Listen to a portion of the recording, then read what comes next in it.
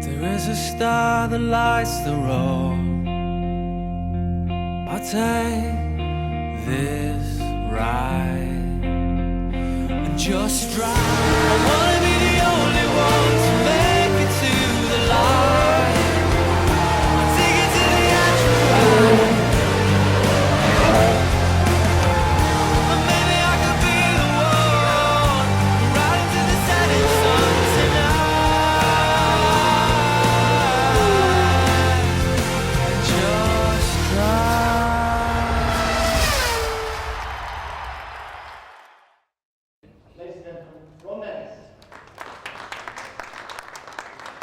People have been waiting 20 years to hear you talk at length about Ayrton. If I perhaps start by saying, when did you first become aware of Ayrton? Well, I think probably the first time that I really noticed him was his drive in the wet, when he was driving that awful looking car that I think it was called the Tolman in Monte Carlo. And he was catching, I think it was Prost and Nicky at the time. He actually passed Nicky, and he was closing on Prost, and it was the race where Jackie Hicks, who was the course director at the time, stopped the race prematurely because it was so wet. I think that's correct. Is that right? Ron, can I Yeah. ask quickly, he'd already tested for the team prior to that, though. So was that Yeah, the but first time? when he tested, he came across very arrogant because he was very keen to get an advantage, and was making quite sure that the car wasn't damaged by the other youngsters. And I think we tested some other guys at the time, didn't we? Am I going to have fresh tyres, etc., etc. And he was clearly impressive. There was no question he was impressive, but he was still young, and I'm quite fond of Brazilians. They have various traits. First of all, they've probably got they experience the strongest national magnetism that I've ever known in the world. A Brazilian always wants to go home. They miss being in Brazil desperately. He will go to phenomenal lengths in his career to get back to Brazil. And the other trait is when they're young and successful, they're quite full of themselves, more so than I suppose it's I've climbed out of that environment. I think it's why they have so many successful football players, is because it is a way out. But to go back to Silverstone, you could see in him these sort of I'm always right type and very principled individual. So he didn't appeal very much. I remember, he's quick and everything, but actually I'm not that interested. He's too young to drive in our team, so it doesn't really matter. Let him go and cut his teeth somewhere else. And of course, to a certain degree, he bought in, I think he probably bought into Tolman. I doubt whether he was driving there not having any financial contribution. And that ultimately led to when I noticed him. Ironically, of course, there was those people that thought Monte Carlo was stopped for the benefit of Prost.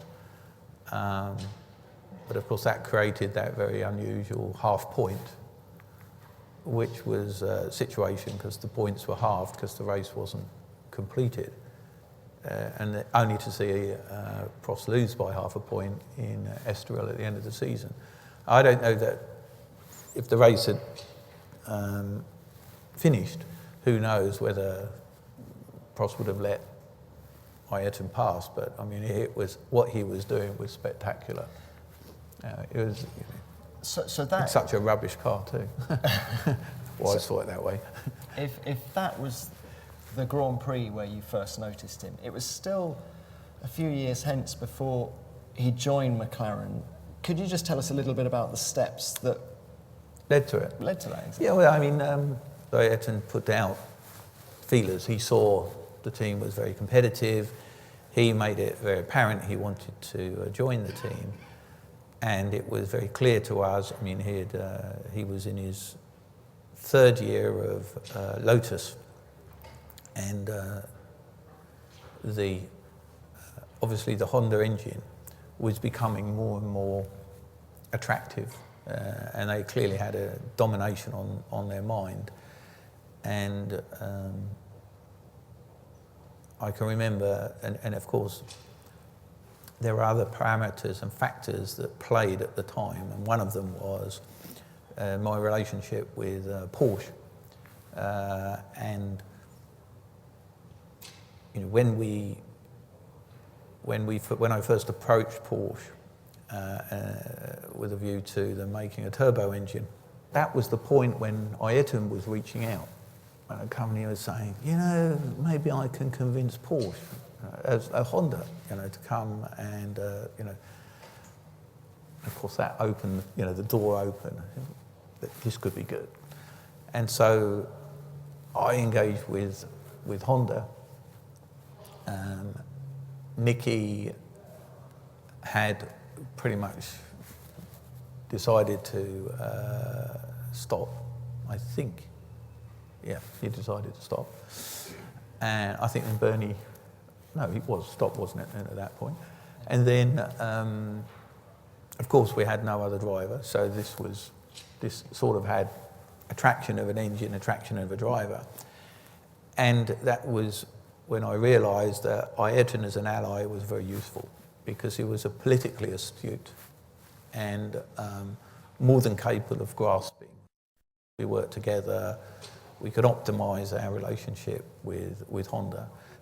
The actual inking of the documentation took place at the lake. We used to stay quite a long way from the Österreichring at that point, and I can't remember. It was quite a plush hotel, and we were buried in the bowels in actually a sort of basement bar that was only he and I, and that's where we executed the agreement.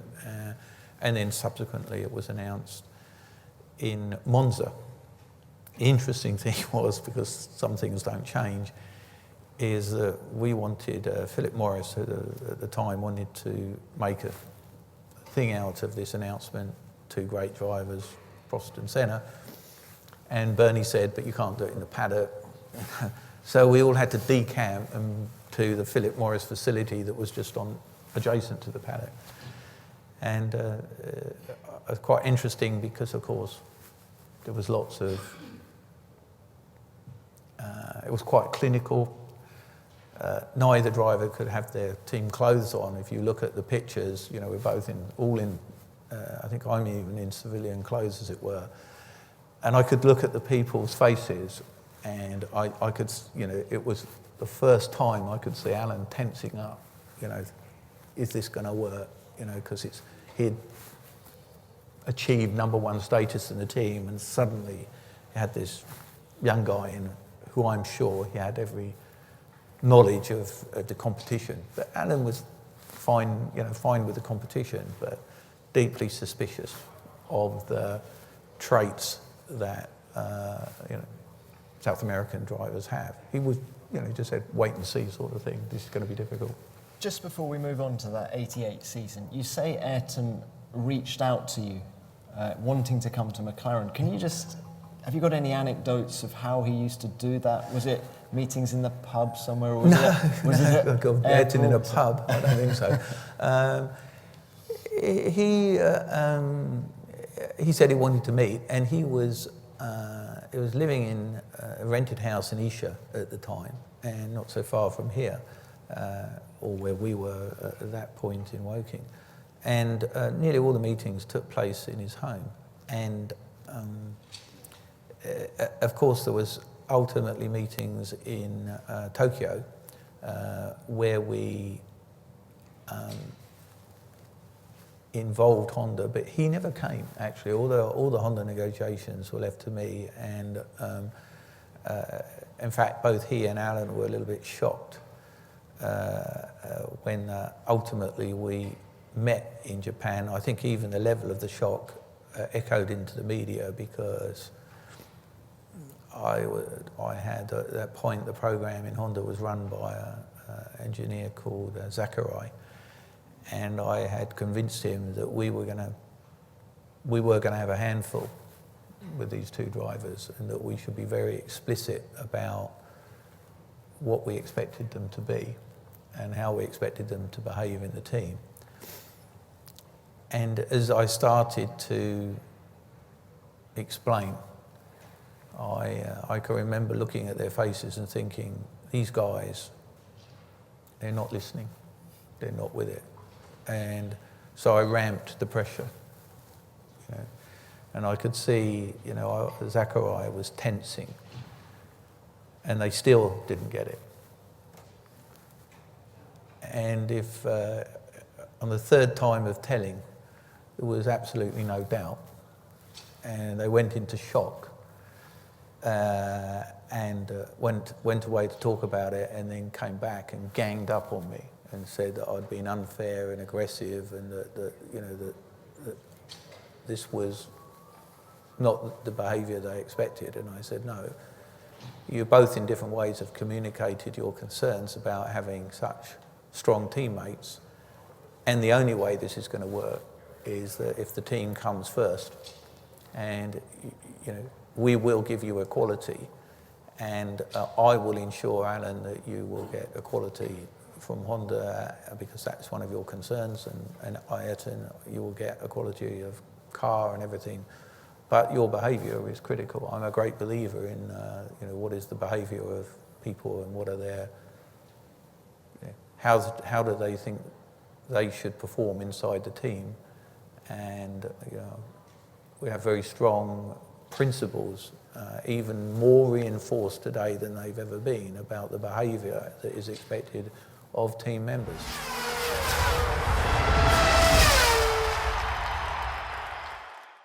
Monaco 88 has been well documented, but can we just have your thoughts on that tremendous qualifying lap from Ayrton, 1.4 seconds faster than Prost? Yeah, I think that at the time, I can remember, and not at that time, but later in the day, you know, Ayrton talked to me for a while and asked him some questions. And I can remember walking away thinking, you know, I've often, it's an expression I use, retrospective script writing. Make the script fit the story that afterwards. Because no one can dispute that that was the script, because reality proved to be the case. I don't know if I've explained that right. So, you know, if you basically something in your life happens and it's really great, and you want to show that it was destiny and that you'd planned it, you quickly go and write a script and you say, this has happened because here it is, this was the plan. And when he was explaining that lap, he went into that whole surreal, you know, he would claim, and possibly accurately claim, that he was almost oblivious to everything, and that everything he did was intuitive and not conscious. It was in the subconscious. And I think that was the point when he was trying to explain that, when people were saying, how did you do it? When it could have been the point when either Prost said or started to infer that he was basically only achieving these things with great danger, and that he accepted the danger because he felt that God was protecting him. It was either then or about then that Alan started to form that opinion. But in reality, I mean, he was just a phenomenal racing driver, and all racing drivers want to feel part of the car. It's not at all surprising to me that Vettel names his cars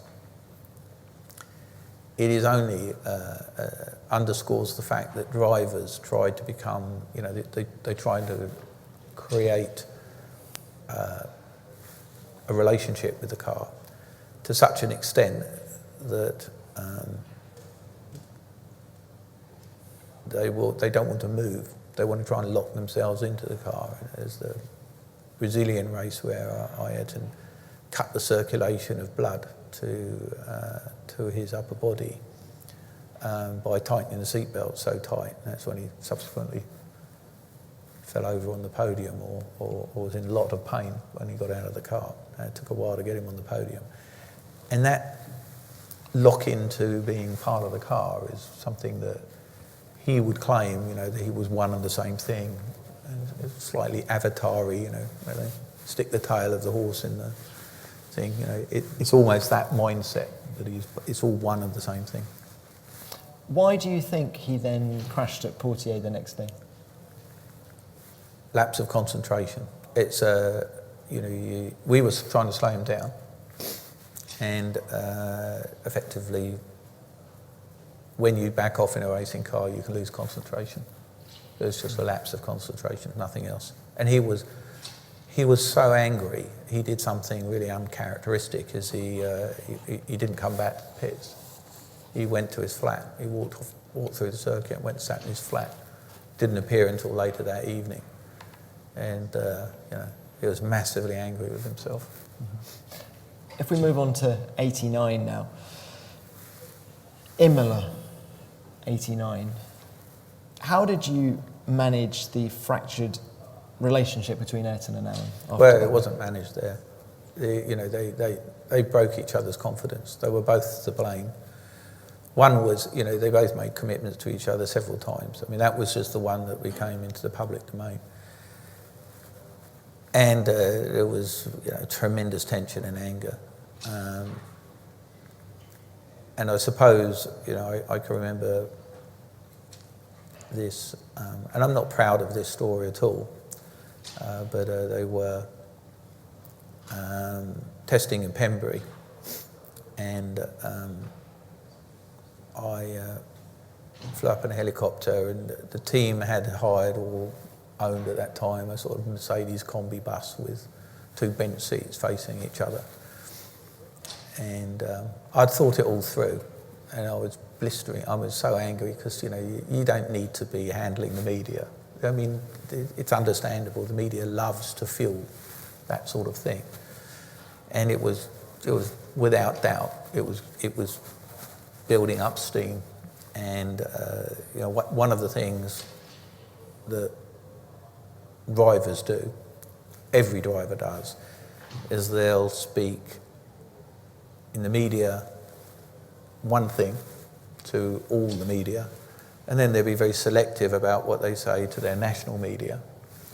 And then the national media publishes something a day or two later,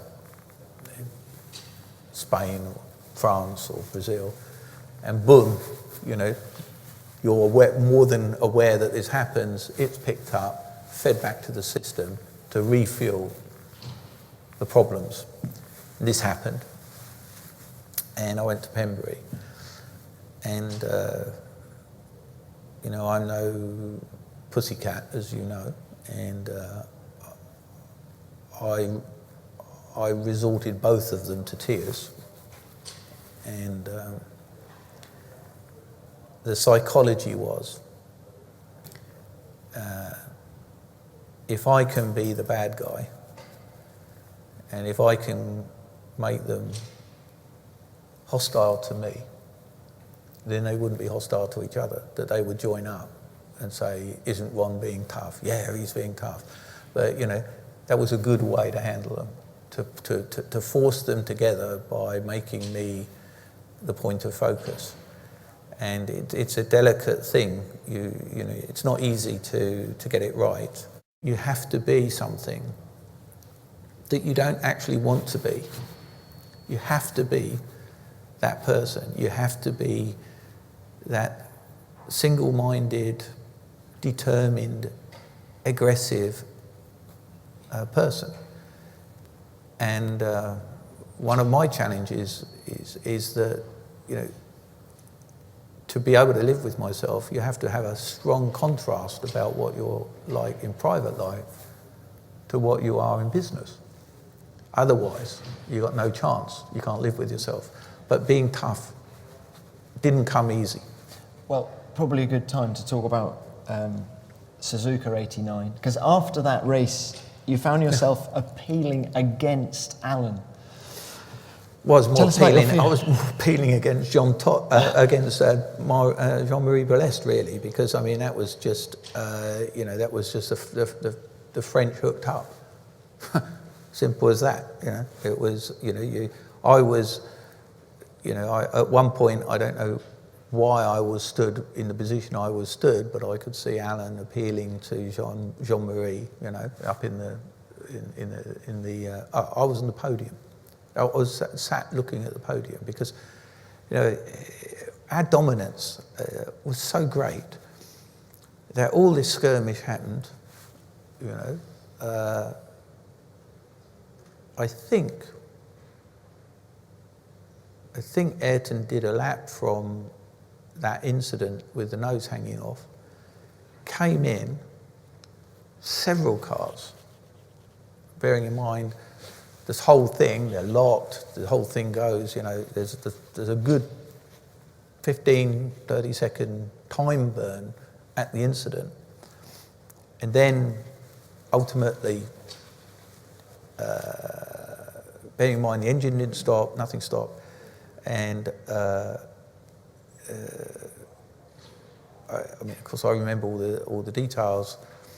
The whole thing was, there was no gain on any of the competition because he was stationary so long, many cars went through the chicane. He was then waved through the road by a marshal with a yellow flag. One of the things that I pointed out in the finding. And when he went, by that time he'd gone past the pit lane, of course, because he ended down, did a lap with the nose hanging off, came in, put a nose on, and then proceeded to set that record after that record, catching up, winning the race, etc. And when this whole thing, you can imagine, as Alan is trying to convince Jean-Marie, and you could see it all taking place. And, I think Jean-Marie had probably said, find me something, find me a rule. And the rule was that you had to enter the circuit at the point at which you exited it. To this day, I know, of course, the rule doesn't exist now, but it existed then. And consequently, that was the debate. All the other, there was about 3 or 4 things, but they all fell by the wayside. And I was obviously emotional because it was such a stitch up, because we had footage of so many incidents where cars had left the circuit and rejoined the circuit successfully. And I remember, I don't mind saying, I remember Max was there, and Max was at the time campaigning for election against Balest, and he was saying, he was stoking me up big time, yeah. He said, I do everything I can, vote for me, help me with my election. Oh yeah, like, how naive was I? What do they say? Careful what you wish for. But boy, at that point, Jean-Marie wasn't a great option. As a result of that, Ayrton was given a fine and a suspended ban. Going into the 1990 season, how was Ayrton's state of mind? Was he very negative? Negative. He retired. He, I got the note, I'm not going to race next year. So, it wasn't the first time. Sorry to interrupt, but how soon after Suzuka did you? He festered away for a month or 2, and after the last race, and effectively decided to retire. And of course, he phoned me up and said, I'm not going to race anymore. This world is this motor racing world is unjust. It's not fair. It's amoral. And I sort of calm down, you know. And his sister was always extremely influential on guiding Ayrton. And I obviously spoke to her and his father. And really the key was, in the end, I just kept saying to him, you know, if you stop, they've won. You know, this is exactly, you know, you're not winning if you stop, you're losing. Oh boy. And of course, time change. There was inevitably, you know, middle of the night or something, hours of discussion on the phone. And then there's just a point, here's a switch. You know, you could feel it coming, then boom, you could switch him. And then, yeah, okay, you're right. I've thought about it, you're right.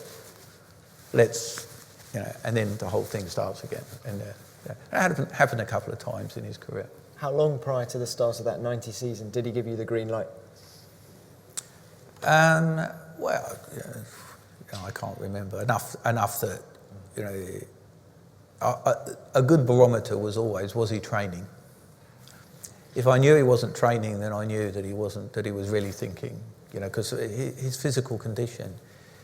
Nicky started post-accident with realising how important being fit was, but Ayrton took it to a new level.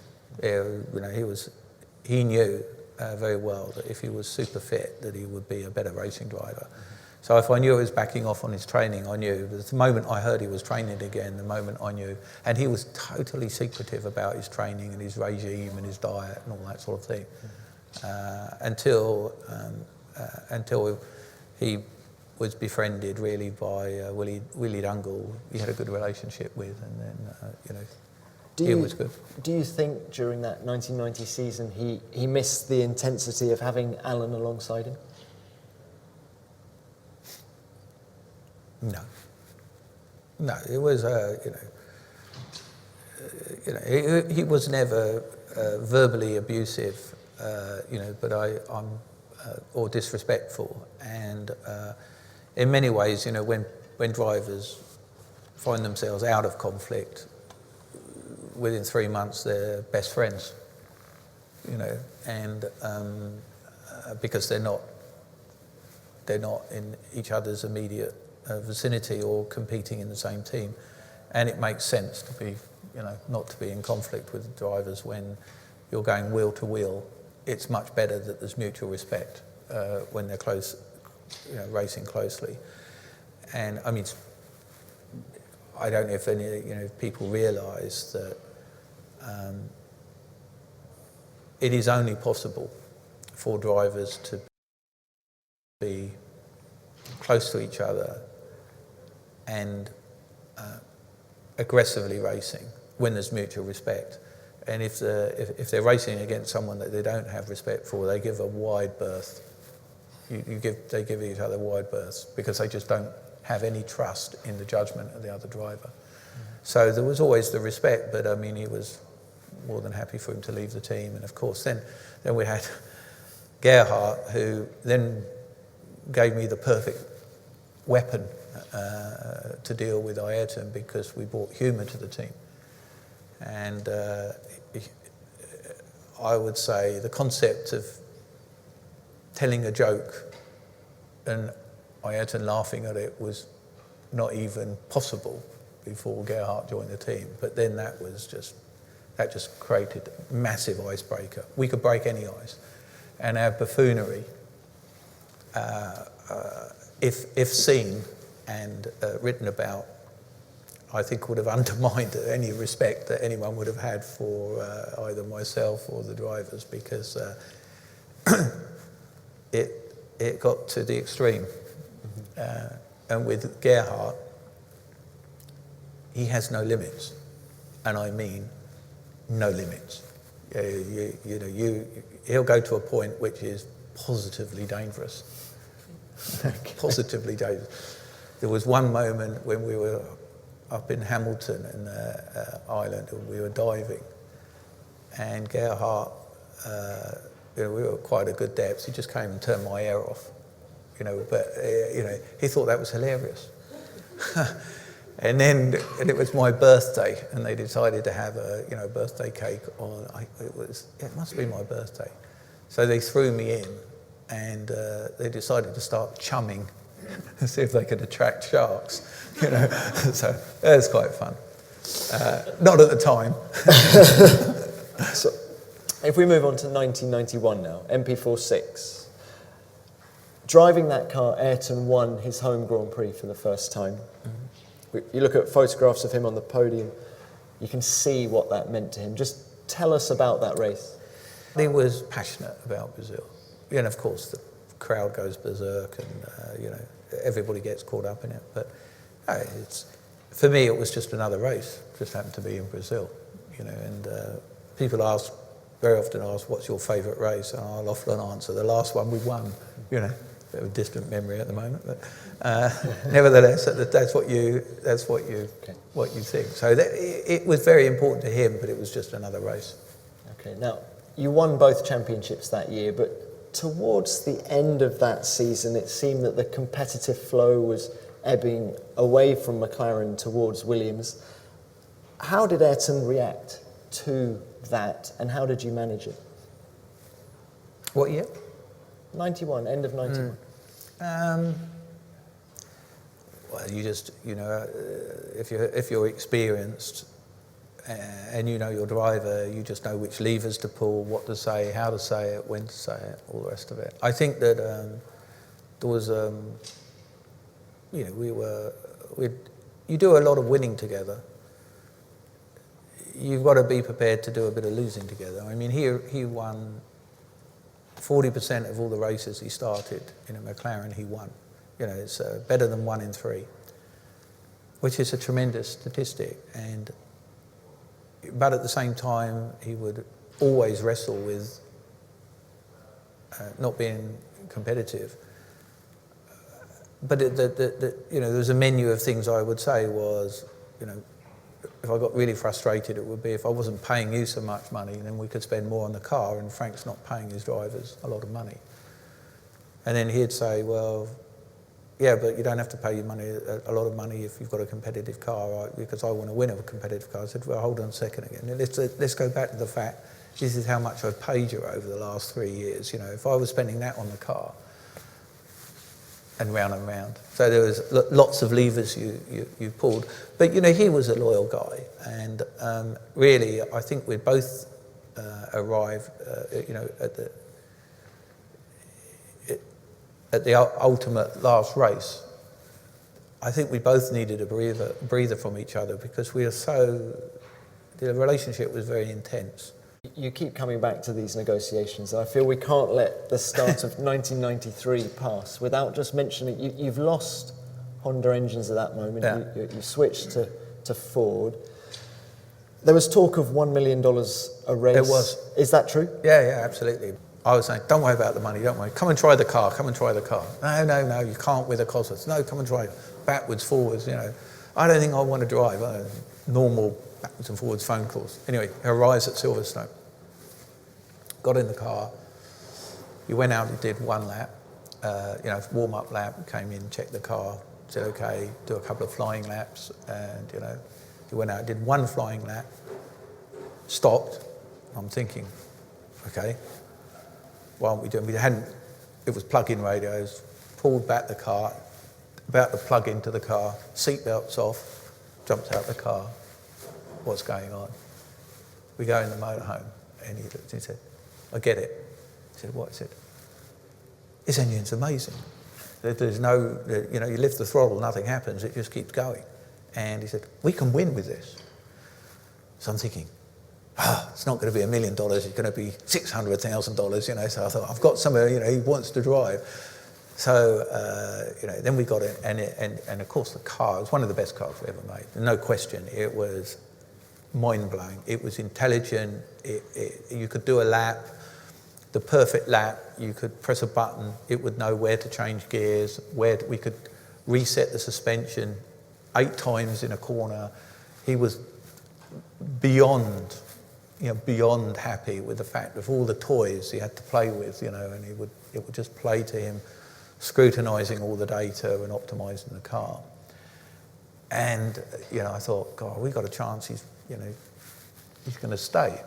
And then the last Grand Prix, of course, that was, we had a variety of people in all over the place emotionally. I won't use names, but people that are just so far over their skis in emotion. And I think, goodness sake, you guys, I'm trying to get him to stay here. I don't need anyone. Just be calm. And he was hovering. He was really hovering. And he said, but I've signed a contract. I said, look, the one thing about a contract, you've got to prove loss. And anyway, I'll underwrite anything. If there's a problem. He said, well, I have committed, and I've made a commitment. As I approached that last race, I could just see Ayrton was wrestling with loyalty. He was leaving the team, and in fact, as disastrous as our Peugeot experience was, the moment that we said, we've got factory engines from Peugeot, which was after, of course, he left, he phoned up and said, if you had done that 2 months earlier, I'd have stayed, because he just couldn't see a way to win without having a factory engine. If we look at 94, just briefly, describe your friendship with Ayrton during those early months of that season. There was this respect, and the respect was heightened by one common view, which was we were racing against an illegal car, and it was absolutely black and white illegal. In the sense of traction control, and the politics of Formula One just didn't react fast enough to address something that had no real relevance. Suffice to say that the technology that had made Williams very attractive to him had subsequently been banned. So he went from one team to another on the basis of Williams technology. It was banned, so they were wrestling with the regulations in those first races. And I think that just heightened his frustration, and I think the only thing that was discussed between us was the sort of more along the lines of some things don't change. That effectively the politics and the behind the scenes issues would frustrate both of us greatly, and so that period of time I was watching, and it had nothing to do with his driving. I mean, you've got to remember he was on pole for those first 3 races, and then all sorts of emotions took place. There was inevitably at the point, in Imola, you've got to choose how you react to those things. And that moment, I just took a decision on the pit wall. I'm going to close down. There's no way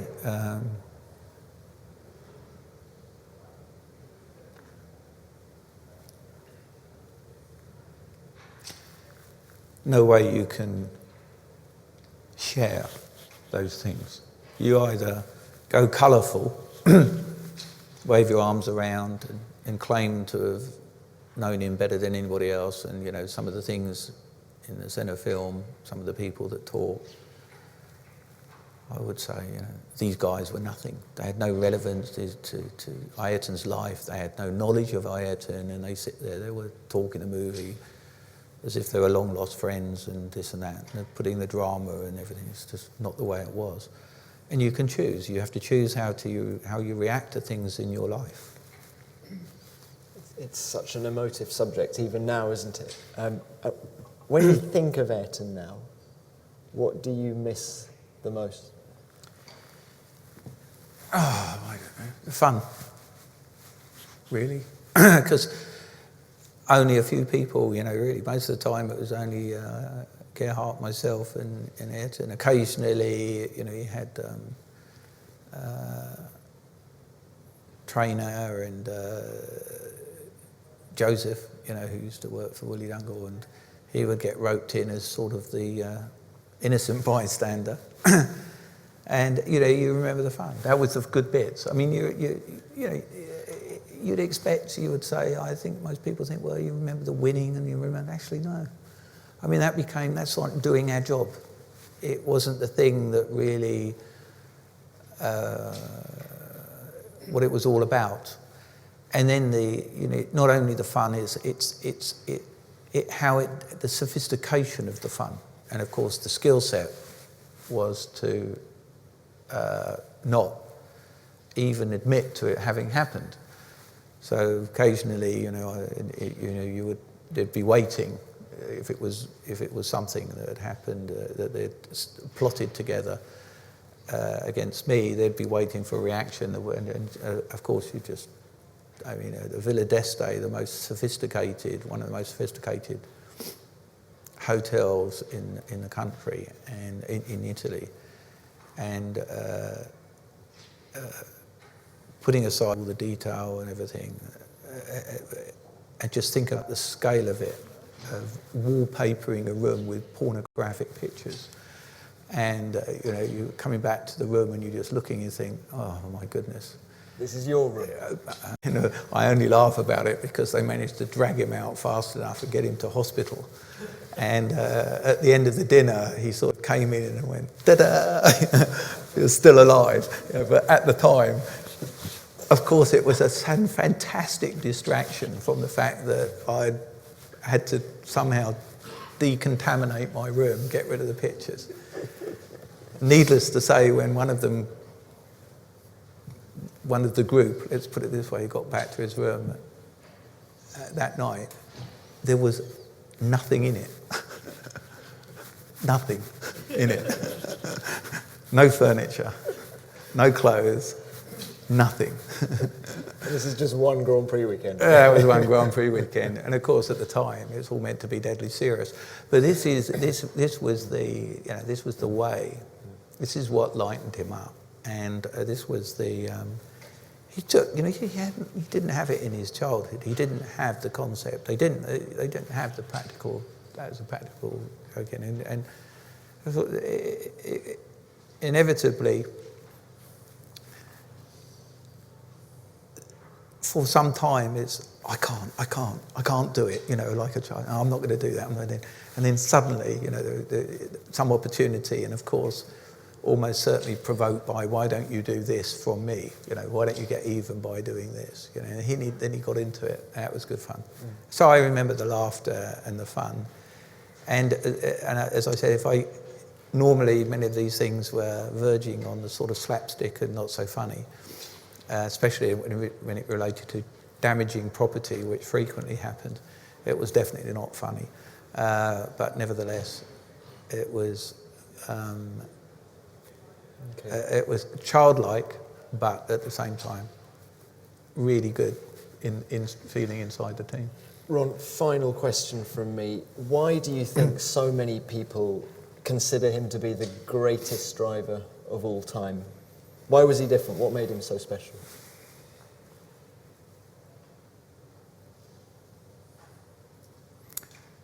Well, I think because he was so good for all the period that he was on the planet. I can see no positiveness in the fact that, he had an accident, lost his life. But what you didn't see is you didn't see any decline. And I think there's lots of drivers that stay in the sport too long and they tarnish their greatness. So maybe, and again, it's just as the thought occurred. It's not something that I've had in my head, but you remember it was just unbelievably competitive, and boom, you're not there. So what do you remember? You know, I still, you know, I've never thought, I wonder what Ayrton would look like if he was here today. But of course, one thing he would look, he'd look a hell of a lot older, and he would have done, you know, would have had other things in his life that would have detracted from that reputation. He might have had a failed marriage, he might have had, you know, all sorts of things, but he didn't. It was just, what is it? It just came to an abrupt end. So you remember that greatness. So I think that that's one thing.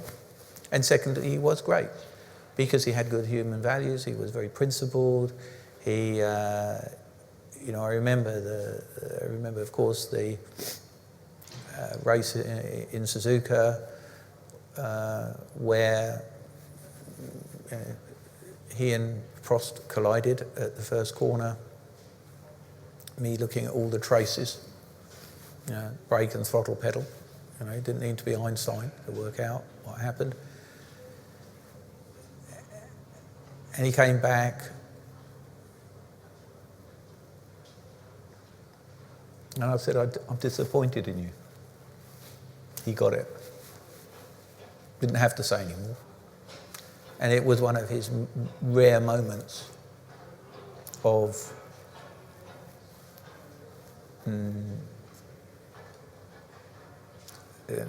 rare moments of weakness. I don't think it's anything that he was particularly proud of. But it was the finishing touch when effectively the grid was on, you know, pole position was on the wrong side of the road. And he said, there's no way I'm able to get to that first corner first. And if I don't get to that first corner, and if I'm not let through, I won't be exiting it. You know, so it wasn't a great moment. But you know, he had very, very few lapses in his life, and he was incredibly principled and you know, a good human being.